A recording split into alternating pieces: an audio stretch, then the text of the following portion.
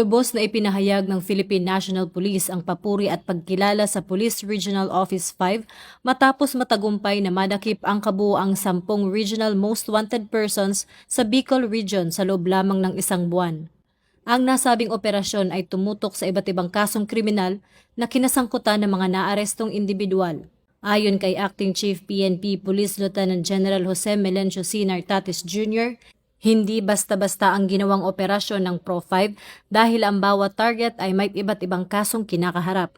Ang tagumpay na ito ay hindi lamang simpleng datos kundi isang konkretong hakbang sa pagbibigay ng kapanatagan sa mga komunidad.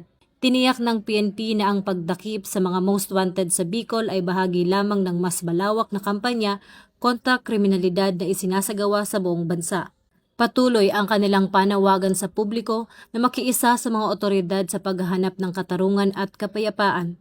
Ang ganitong tagumpay ay patunay na sa pamamagitan ng pagkakaisa ng pulisya at mamamayan, may pagpapatuloy ang adhikain ng isang ligtas at mapayapang Pilipinas.